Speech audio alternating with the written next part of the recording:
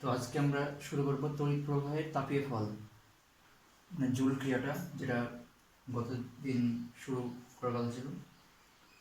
তো প্রথমত জুল ক্রিয়ার বা তড়িৎ প্রবাহের যে তাপীয় ফল, এর জুল ক্রিয়া বলতে কী বোঝায়?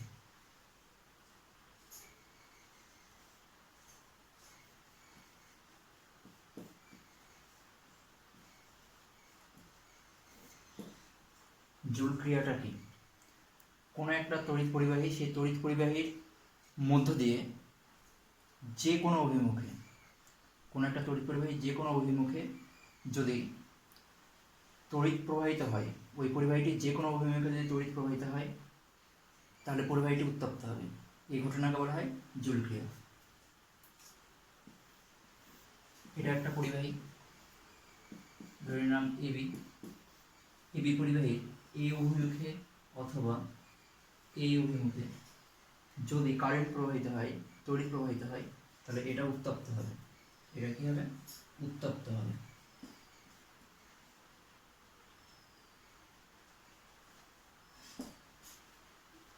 তো এই যে উত্তপ্ত হচ্ছে, এই ঘটনাটা হচ্ছে জুল ক্রিয়া বা জুল ইফেক্ট।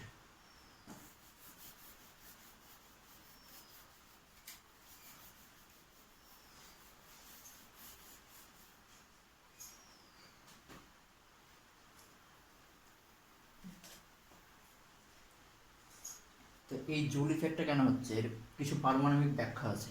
তার আগে আমরা উদাহরণগুলো জেনে নিই যে এদের ব্যবহারিক উদাহরণ কী হয়।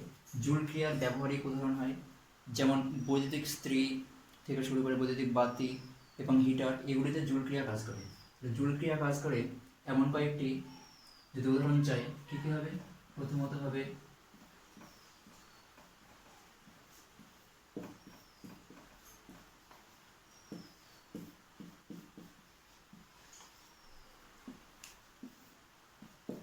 হিটার, অর্থাৎ যে সমস্ত জিনিসের মধ্যে কারেন্টগুলো চাই, যেমন বৈদ্যুতিক যে পাখাগুলো থাকে, সেক্ষেত্রেও জুল ক্রিয়াটা কাজ করে। এই জুল ক্রিয়া কাজ করার কারণ কী আছে? তো এইটা ব্যাখ্যা করার একটা ভালো যে উপায়, সেটা হচ্ছে পারমাণবিক ব্যাখ্যা। পারমাণবিক ব্যাখ্যাটা কেমন হয়?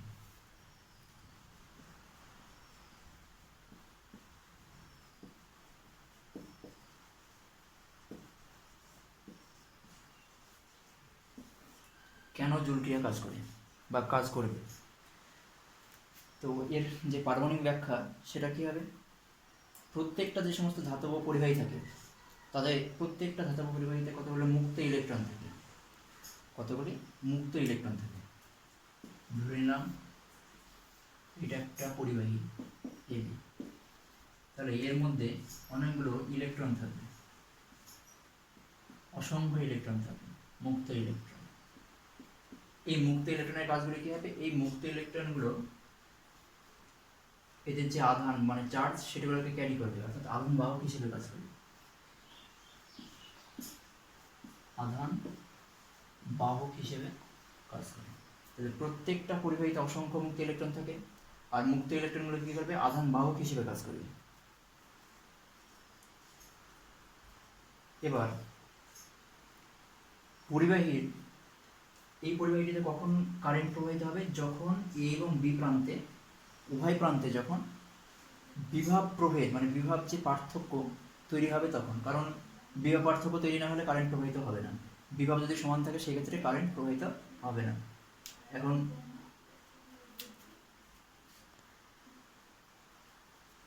এ এবং বি দুটো প্রান্ত, এই দুটো প্রান্তের মধ্যে বিভব পার্থক্য যদি থাকে, তাহলে এই পরিবাহীটিতে মানে এই সার্কিটটিতে কী হবে? কারেন্ট প্রবাহিত হবে। এ বি পরিবাহীটিতে কারেন্ট প্রবাহিত হবে বা তড়িৎ প্রবাহিত হবে। আমরা ধরে নিলাম যে এটা হচ্ছে পজিটিভ, এটা নেগেটিভ, দুটো প্রান্ত। এখন এই প্রান্তে উচ্চ বিভব, এই প্রান্তে নিম্ন বিভব, তাহলে এ থেকে বি এর দিকে তড়িৎ প্রবাহিত হবে। এখন এর মধ্যে অসংখ্য মুক্ত ইলেকট্রন থাকে, তাহলে মুক্ত যে ইলেকট্রনগুলো থাকে, সেই মুক্ত ইলেকট্রনগুলি কী করবে? এদের যে চার্জ মানে আধান, সেগুলোকে ক্যারি করবে, বহন করবে। তো এই পরিবাহীটার মধ্যে কী কী আছে? কিছু ভারী পরমাণু এবং আয়ন রয়েছে। এই পরিবাহীর মধ্যে মুক্ত ইলেকট্রন তো থাকে, তার মধ্যে কিছু ভারী পরমাণু রয়েছে এবং আয়ন রয়েছে, যে সমস্ত ভারী পরমাণু আয়নগুলো স্থান পরিবর্তন করে না। তাহলে কিছু সংখ্যক ভারী পরমাণু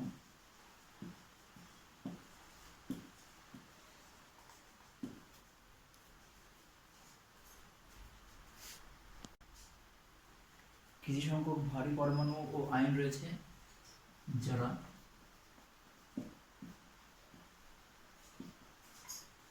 স্থান পরিবর্তন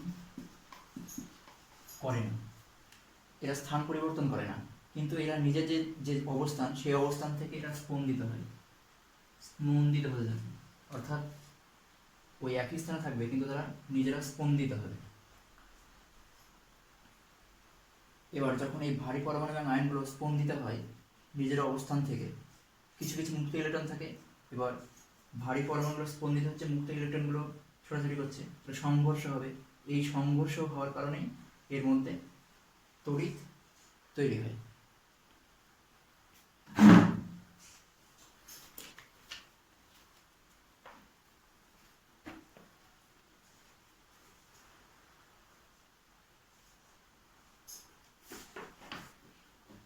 এবার এই যখন ভারী পরমাণুগুলো থাকছে তার সঙ্গে মুক্ত ইলেকট্রনগুলো একটা বারবার ধাক্কার কাছে সংঘর্ষ হচ্ছে, সংঘর্ষ হলে কী হবে? গতিশক্তি বৃদ্ধি হবে। আর গতিশক্তি বৃদ্ধি মানে কি? গতিশক্তি বৃদ্ধি মানে এক্ষেত্রে তাপ উৎপন্ন হবে। এটা হচ্ছে যে জুল ক্রিয়ার পারমাণবিক ব্যাখ্যা।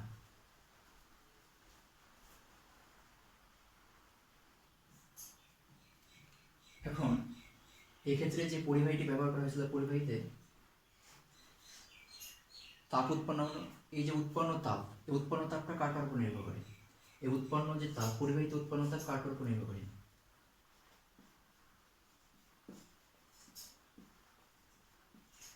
তাহলে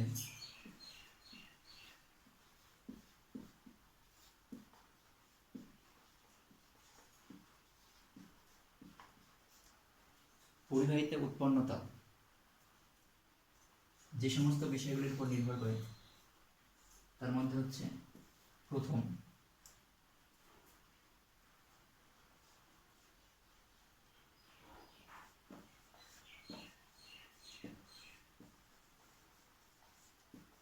প্রবাহ মাত্রা, দ্বিতীয়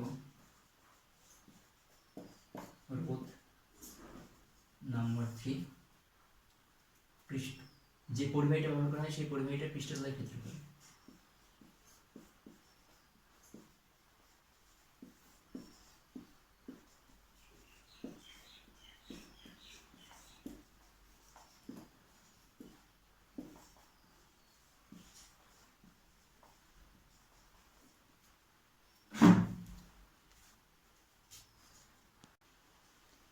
তাহলে পরিবাহিত উৎপন্ন তাপ, প্রবাহ মাত্রা, রোধ, যে পরিবাহীটা ব্যবহার হবে তার পৃষ্ঠতলের ক্ষেত্রফল, এই তিনটে বিষয়ের উপর নির্ভর করে।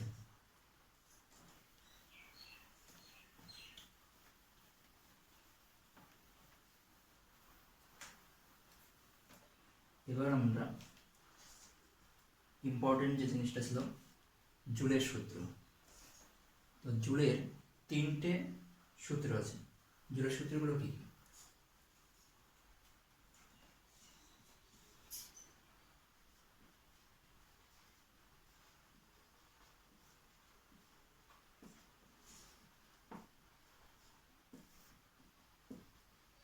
আমরা ধরে নিলাম যে কোনো একটা পরিবাহীতে প্রবাহ মাত্রা হচ্ছে I,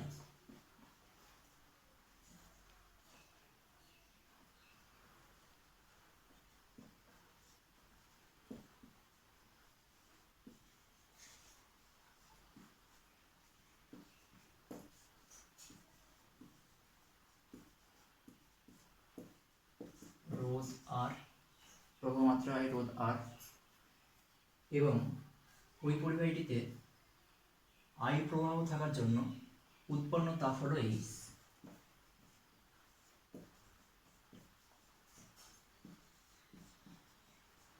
উৎপন্ন তাপ কত? H।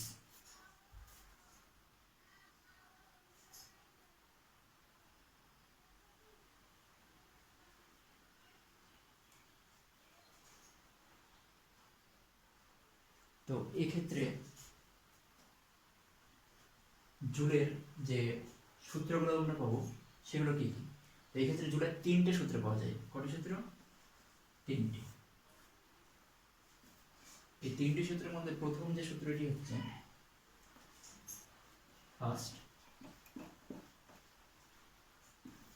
ফার্স্ট ল, সেটা হচ্ছে কোন একটা স্থির কোন একটা পরিবাহী নিলাম,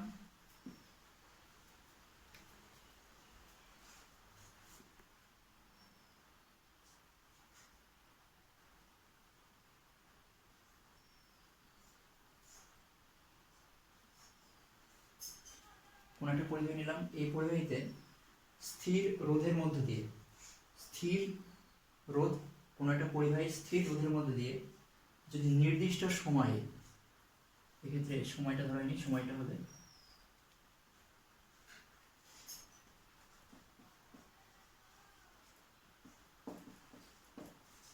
কোন একটা পরিবাহী স্থির রোধের মধ্যে দিয়ে নির্দিষ্ট সময়ে, কি বললাম, কোন একটা পরিবাহীর, কোন একটা স্থির পরিবাহীর, স্থির রোধের পরিবাহীর, কোন একটি স্থির রোধের পরিবাহীর মধ্য দিয়ে নির্দিষ্ট সময়ে যদি তড়িৎ প্রবাহিত হয়, তাহলে পরিবাহিত উৎপন্ন তাপ প্রবাহ মাত্রার সমানুপাতিক হবে।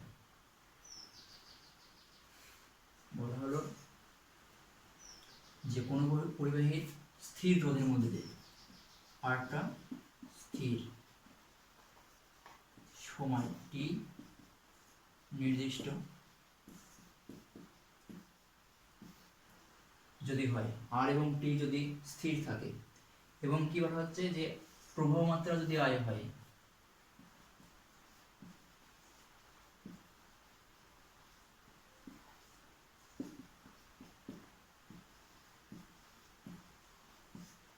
উৎপন্ন তাপ কি হবে? প্রবাহ মাত্রার সমানুপাতিক হবে।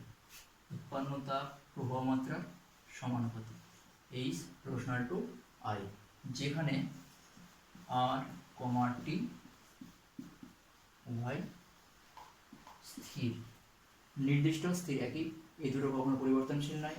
তাহলে এইচ প্রপোর্শনাল টু আই, তাহলে প্রথম যে সূত্র সেটা কি ছিল?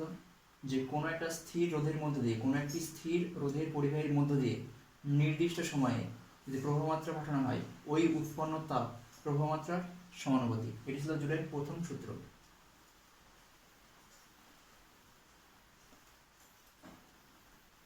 নেক্সট আমরা দেখব জুলের দ্বিতীয় সূত্র।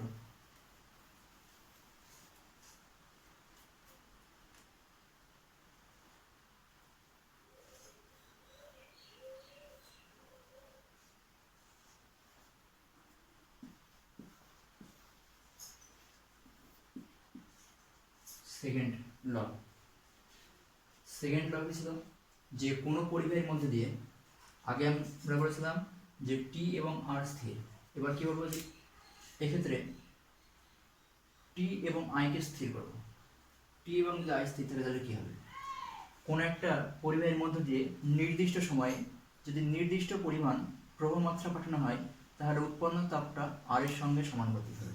আর সঙ্গে এইটার সঙ্গে সমানুপাতিক হবে। যখন আই এবং টি স্থির, তাহলে এই ক্ষেত্রে কি স্থির হবে? আগের বার যেমন আর এবং টি স্থির ছিল, এবার আমরা করবো আই এবং টি স্থির, তাহলে প্রবাহ মাত্রা স্থির হবে।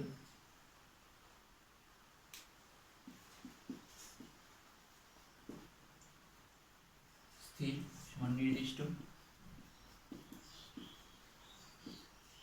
এক্ষেত্রে টি এবং আই, তাহলে উৎপন্ন তাপটা রোধের সঙ্গে সমানুপাতিক।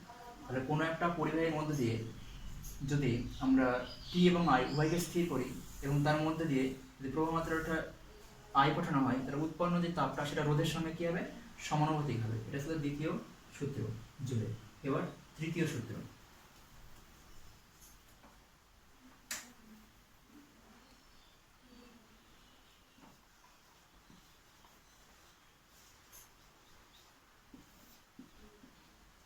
তৃতীয় সূত্রে বলা হয়েছে কি? যে তৃতীয় সূত্রে বলা হয়েছে যে কোনো স্থির রোধের পরিবাহীর মধ্যে দিয়ে, কোনো স্থির রোধের পরিবাহীর মধ্যে দিয়ে যদি স্থির মানের তড়িৎ প্রবাহ নাই, কোনো স্থির রোধের পরিবাহীর মধ্যে দিয়ে যদি কোনো স্থির মানের প্রবাহ মাত্রা পাঠানো হয়, তাহলে উৎপন্ন তাপটা সময়ের সঙ্গে সমানুপাতিক হবে। কার সঙ্গে? সময়ের সঙ্গে। যখন আই এবং আর স্থির, তাহলে সূত্রটা কি দাঁড়ালো? সূত্রটা দাঁড়ালো এইভাবে যে কোনো একটা স্থির রোধের পরিবাহীর মধ্য দিয়ে যদি স্থির মানের প্রবাহ মাত্রা ঘটানো হয়, স্থির মানের প্রবাহ মাত্রা ঘটানো হয়, তাহলে উৎপন্ন তাপটা সময়ের সঙ্গে সমানুপাতি এইচ প্রপোর্শনাল টু টি, যখন আই টি উভয় স্থির। এই ছিল তৃতীয় সূত্র। তাহলে আরেকবার দেখে নিই যে জুলের সূত্রগুলো কি কি এখানে পাওয়া গেল। প্রথমে ছিল এইচ প্রপোর্শনাল টু আই, যখন আর ও টি স্থির। দ্বিতীয় আই ও টি স্থির। 3 নম্বর যখন এক্ষেত্রে গেছিলাম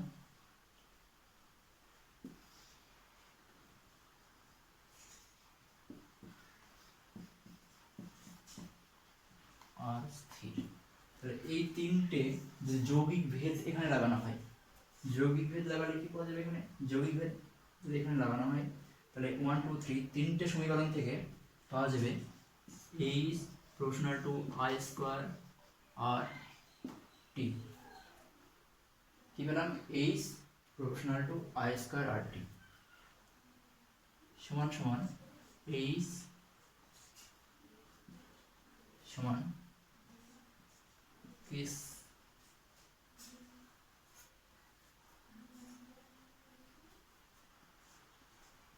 কে into I square R T. এখানে কে কে বলা হয় ধ্রুবক, যেখানে কেটা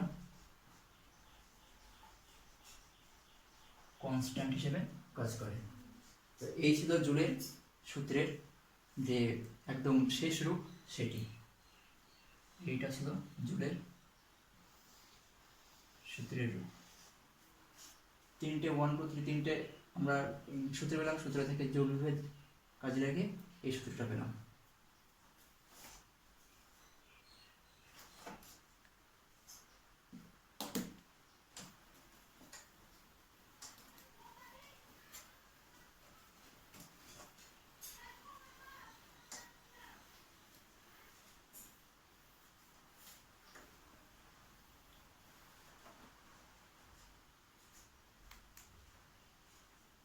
নেক্সট আমরা দেখব যে যে ধ্রুবকটা পেলাম কে, সেটার মান কার কার উপর নির্ভরশীল করছে বা নির্ভর করে।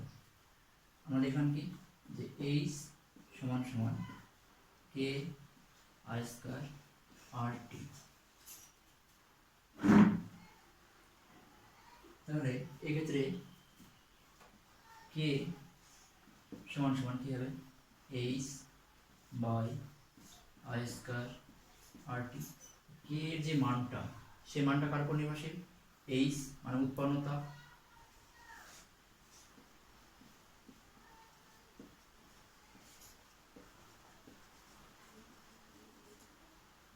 আই প্রবাহ মাত্রা,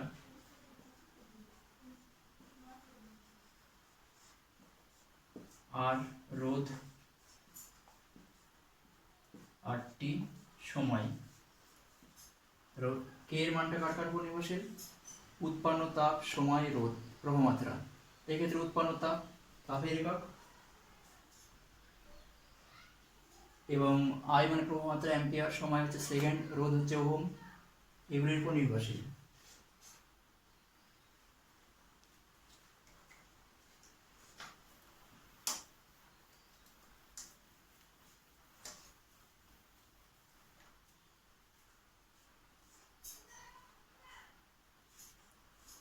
পরবর্তী যে বিষয়টা সেটা হচ্ছে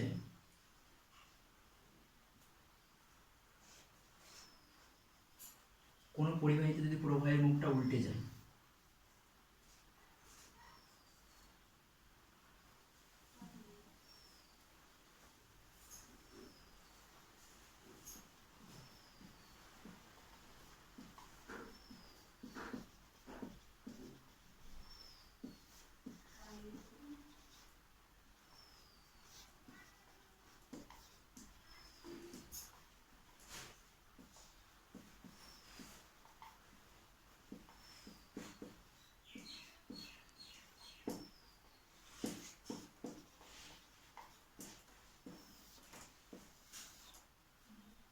কোনো পরিবাহীতে প্রবাহের মুখ উল্টে গেলে কী হবে, তাহলে এই ক্ষেত্রে কী হবে যে প্রবাহ মাত্রা যদি পজিটিভ প্রথমে আমরা ধরে নিই, উল্টে গেলে নেগেটিভ হয়ে যাবে। অর্থাৎ আমরা যদি ধরি যে প্রথম অবস্থায় প্রবাহ মাত্রাটা ছিল প্লাস পজিটিভ সাইনে, উল্টে যখনই যাবে মাইনাস সাইন আই। আমাদের যে সূত্রটা সেটা কি ছিল, এইচ সমান সমান যখন পজিটিভ থাকতো আই স্কয়ার আর টি, যখন পজিটিভ ছিল প্রথম অবস্থায়। এবার কি করলাম, এটা উল্টে চেঞ্জ হয়ে যাবে,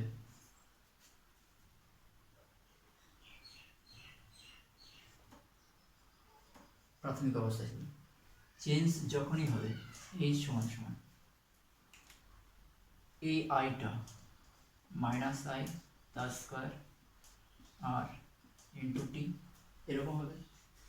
আর এটা হয় আই স্কয়ার আর টি, এটা আমরা এইচ ওয়ান ধরলাম আর এটা এইচ। তাহলে এখানে কি দেখতে পাচ্ছি যে এইচ সমান সমান এইচ ওয়ান, এটা পাওয়া গেল। অর্থাৎ এর থেকে কি বোঝা যাচ্ছে যে পরিবাহী, যে পরিবাহীটা আমরা ব্যবহার করবো সেই পরিবাহীতে যদি প্রবাহের অভিমুখটাকে চেঞ্জ করে দেওয়া হয় সেক্ষেত্রে একই রকম তাপ উৎপন্ন হবে, অর্থাৎ তাপের উৎপন্ন তাপের পরিমাণে কোনো পার্থক্য দেখা দেবে না। এক্ষেত্রে দু ধরনের প্রবাহ দেখা যাচ্ছে, একটা হচ্ছে সমপ্রবাহ ডাইরেক্ট যাকে বলা হয়, এবং একটা হচ্ছে পরিবর্তিত প্রবাহ অল্টারনেট। তো বোঝা গেল এক্ষেত্রে কোনো পরিবাহীতে প্রবাহের মুখ যদি উল্টে যায় সেই ক্ষেত্রে উৎপন্ন তাপের পরিমাণ একই হয়।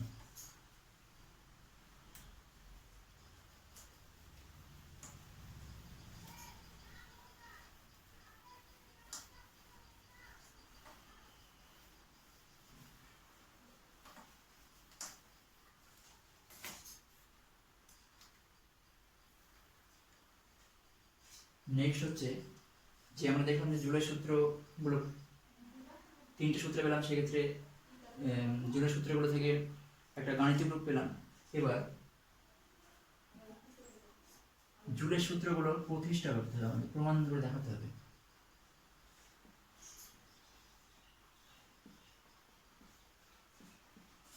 জুলের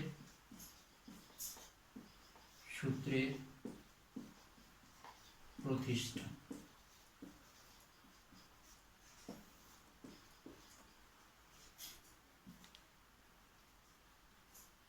আমরা প্রথম অবস্থায় যে বিভব যখন করেছিলাম তখন কি বলছিলাম যে কিউ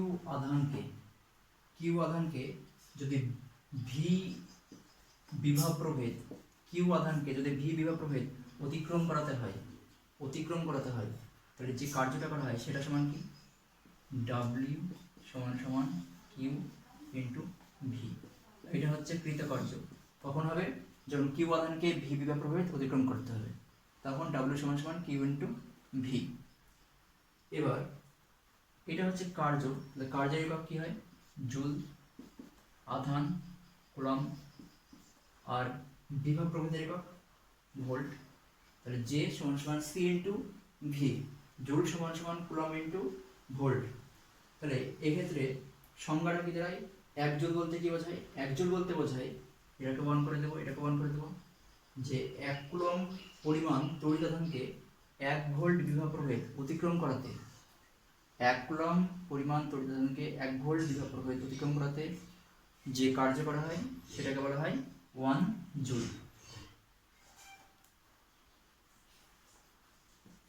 1 জুল। তাহলে বোঝা গেল 1 জুলটা কি, 1 কুলম পরিমাণ তড়িৎ আধানকে 1 ভোল্ট বিভব প্রভেদ অতিক্রম করাতে যে কার্য করা হবে সেটা হচ্ছে 1 জুল। নেক্সট,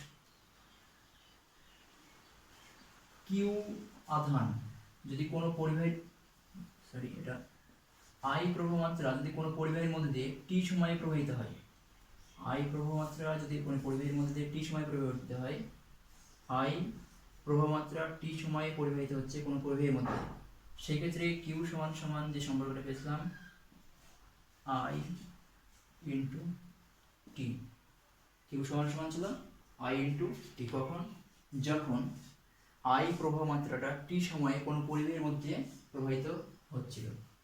দ্বিতীয় যে জিনিসটা ছিল আমাদের এটা নাম্বার 1 2। ওহমের সূত্র অনুযায়ী কি ওহমের সূত্র অনুযায়ী হচ্ছে যে আর রোধের মধ্যে দিয়ে যদি আই প্রবাহ মাত্রা হয় তাহলে ভি সমান সমান আই আর, এটা ছিল ওহমের সূত্র অনুযায়ী। তাহলে আমরা পেলাম কিউ সমান সমান আইটি, ভি সমান সমান আই আর। আমাদের 1 নম্বর সমীকরণটা কি আছে যে ডাব্লিউ সমান সমান কিউ ইন্টু ভি। তাহলে এবার বসে ডাব্লিউ সমান সমান কিউ ইন্টু ভি, কিউ এর মান আই টি ইন্টু আই আর সমান সমান এখান থেকে পাওয়া যায় আই স্কোয়ার আর টি। তাহলে ডাব্লিউ সমান সমান আই স্কোয়ার আর টি। এবার কোনো তড়িৎ যন্ত্রে যখন সম্পূর্ণভাবে তাপশক্তি, কোনো তড়িৎ যন্ত্রে আমি তড়িৎ প্রবাহ পাঠালাম, সেক্ষেত্রে তড়িৎ শক্তিটা মানে তড়িৎ প্রবাহটা সম্পূর্ণভাবে তড়িৎ শক্তিতে রূপান্তরিত হচ্ছে, তাহলে তাপ উৎপন্ন হবে।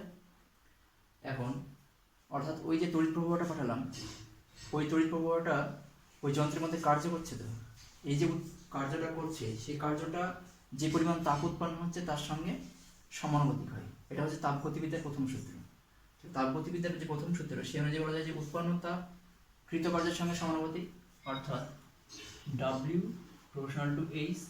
এটা হচ্ছে তাপগতিবিদ্যার প্রথম সূত্র।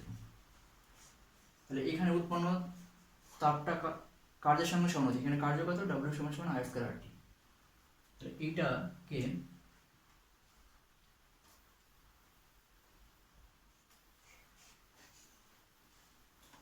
এটাকে লেখা যায় কিভাবে? এটাকে লেখা যায় W সমান সমান JH, যেখানে J হচ্ছে একটি ধ্রুবক বা যান্ত্রিক তুল্যাঙ্ক বলা হয়। তাহলে J সমান সমান W বাই H। J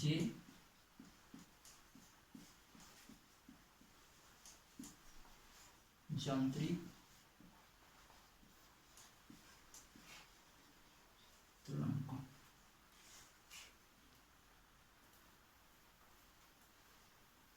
এখন J সমান যদি W বাই H হয় তাহলে আমরা প্রথমে W এর মানটা বসাই, I স্কয়ার RT সমান সমান এই যে JH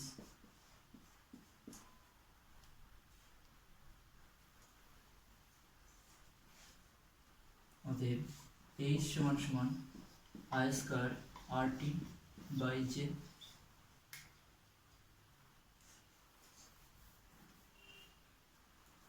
নেক্সট H সমান সমান I স্কয়ার RT বাই 4.2। তার মানে এখান থেকে লেখা যায় 0.24 I স্কয়ার RT। এইটি হচ্ছে জুলের সূত্রের প্রতিষ্ঠা। তাহলে বোঝা গেল যে H সমান সমান 0.24 I স্কয়ার RT। এখানে J কে বলা হয় যান্ত্রিক তুল্যাঙ্ক।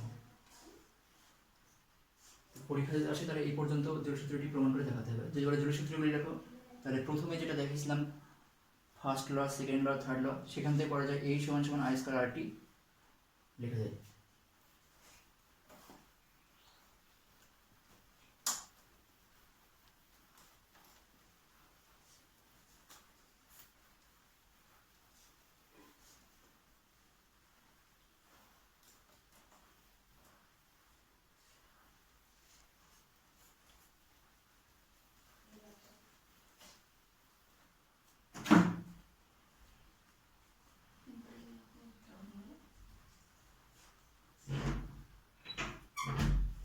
নেক্সট হচ্ছে তাপের যান্ত্রিক তুল্যাঙ্ক।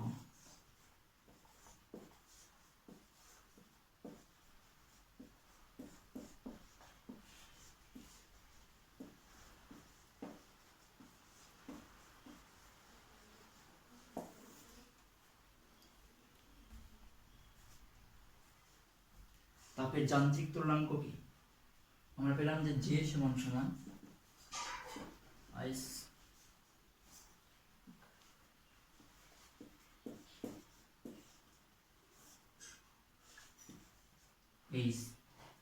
তো যদি এখানে বলা হয় যে যান্ত্রিক তুল্যাঙ্কের সংজ্ঞাটি লেখো, তাহলে কি করতে হবে নিয়ম অনুযায়ী? I সমান সমান 1, R সমান 1, T টি সমান 1। তাহলে পাওয়া যাবে জে সমান সমান 1/h। সংজ্ঞাটা কী হবে? সংজ্ঞাটা হবে যে একক রোধের পরিবাহীর মধ্যে দিয়ে যদি একক সময়ে একক পরিমাণ তড়িৎ প্রবাহিত হয়, তাহলে যে উৎপন্ন তাপটা হবে সেই উৎপন্ন তাপটা হচ্ছে যান্ত্রিক তুলাঙ্ক।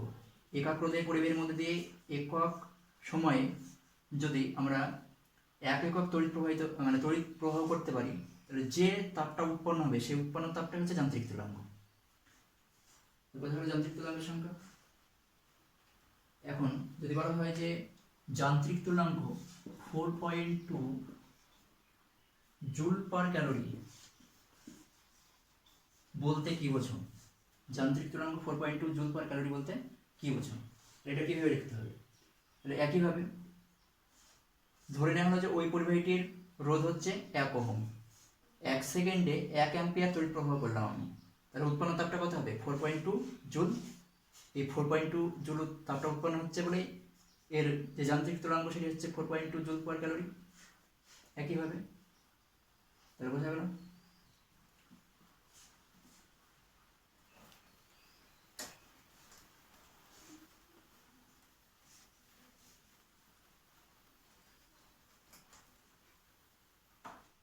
নেক্সট আমরা কতগুলো অঙ্ক করব।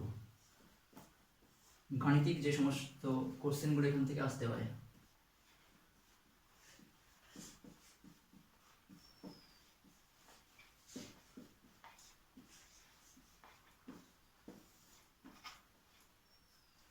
গাণিতিক প্রশ্ন।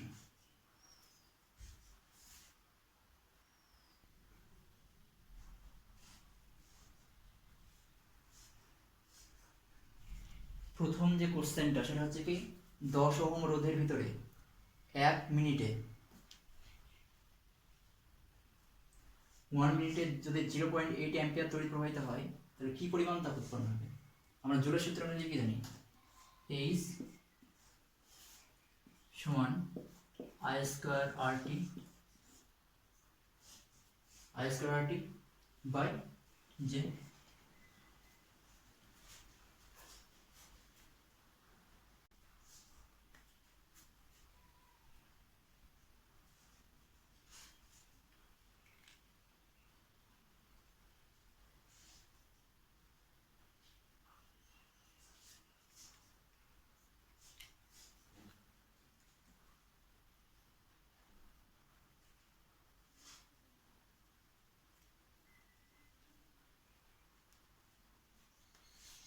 I square RT by J।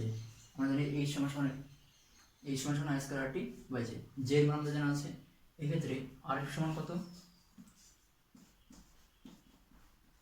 10।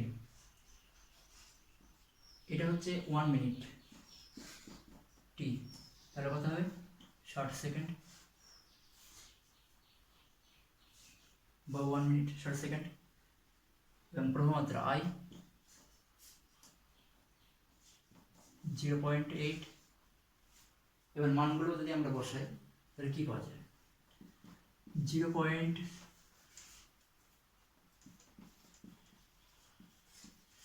Square আর এর মান 10 ইন্টু টি মানে 60 সেকেন্ড বাই 4.2। ক্যালকুলেশন করা যাক।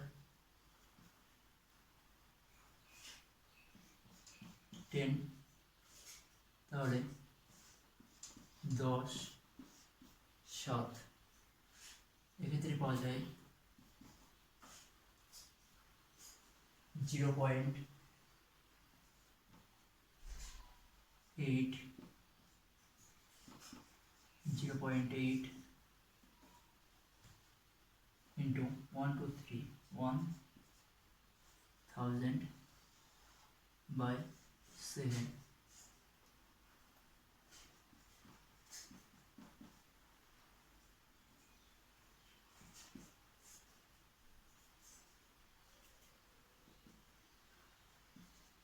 মানে 8 64 into 10 47 by 7। 47 by 7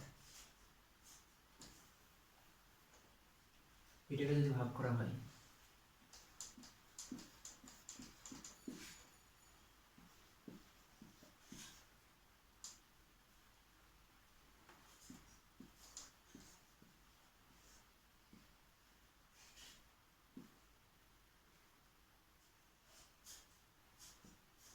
91.3 হবে 4, 91.4। তো এই হচ্ছে অ্যান্সার।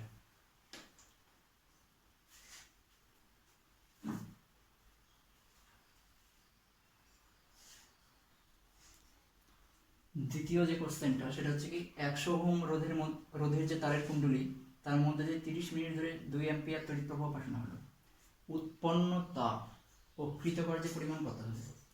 এক্ষেত্রে I সমান 2 অ্যাম্পিয়ার, টি 30 মিনিট এবং আর 100 ওহম। তাহলে এক্ষেত্রে কী হবে?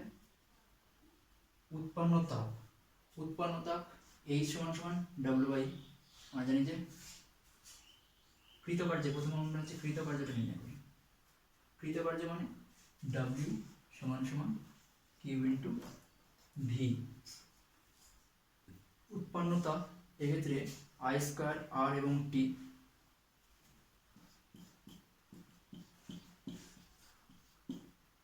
I square RT। এক্ষেত্রে I R স্কয়ার মানে হচ্ছে 100 এবং T মানে হচ্ছে 30। তাহলে একে আমাদের সেকেন্ডে প্রকাশ করতে হবে। তাহলে এক্ষেত্রে হয় I2 স্কয়ার R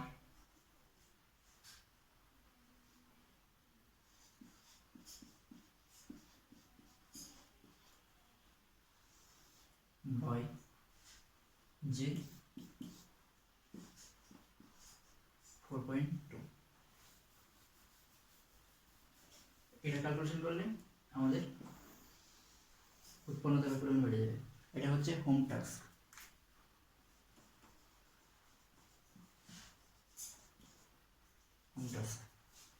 নেক্সট হচ্ছে W সমান Q ইন্টু ভি। তাহলে আমাদের এক্ষেত্রে Q মানে হচ্ছে কি হয় I ইন্টু টি, মানে I ইন্টু টি। I মানে 2, T মানে 30 ইন্টু 60। ভি সমান IR, I মানে 2, R মানে 100। W সমান Q ইন্টু ভি। এবার এই মানটা ইন্টু এই মানটা যদি বসানো হয় তাহলে 2 ইন্টু 2 4, 4 ইন্টু 3 120 ইন্টু 6, তার মানে হয় 720। পাশে একটা জিরো, 7200, 7200, তার পাশে দুটো জিরো, 7,20,000।